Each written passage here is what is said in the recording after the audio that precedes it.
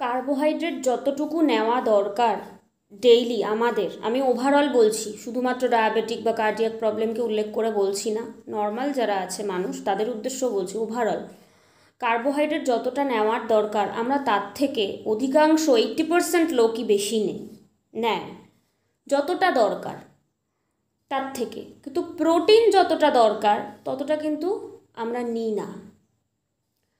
হিসাব করে যদি দেখা যায় এবং একটা সার্ভে যদি করা যায় তাহলে সেখানে দেখা যাবে যে অধিকাংশ মানুষই কিন্তু প্রোটিন ডেফিসিয়েন্সি আছে।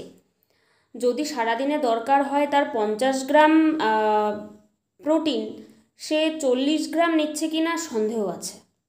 কারণ আমরা কখনোই ব্যালেন্স করে খাবার খাই না, আমরা কখনো এক্সপার্টের পরামর্শ অনুযায়ী খাবার খাই না। আমরা যেহেতু ইন্ডিয়ান, আমাদের ডায়েটের যেটা স্টেপল ফুড সেটা হচ্ছে কি রাইস, চাপাটি, এগুলো ভাত রুটি। এটা হচ্ছে কার্বোহাইড্রেট। আমাদের এত ট্রাইগ্লিসারাইড লেভেল হাই কেন বলুন তো? আমরা অতিরিক্ত মাত্রায় রিফাইন্ড প্রোডাক্ট খাই, অতিরিক্ত কার্বোহাইড্রেট খাই আমরা, সেই জন্য আমাদের ট্রাইগ্লিসারাইড লেভেল কিন্তু এত হাই। দেখবেন সব কিছু ঠিক আছে রিপোর্টে, আপনি যখন লিপিড দেখবেন ট্রাইগ্লিসারাইড হাই, কারণ আমরা রিফাইন্ড প্রোডাক্ট অনেক বেশি খাই, কার্বোহাইড্রেট আমরা অনেক বেশি খাই। তাই প্রয়োজনের তুলনায় কার্বোহাইড্রেট আমরা কিন্তু খাবো না, যতটুকু দরকার ততটুকু আমরা খাবো।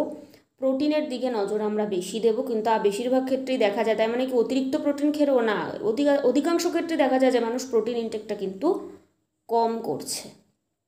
এটা আমি খুব 100% গ্যারান্টি দিয়ে এটা আমি বলতে পারি।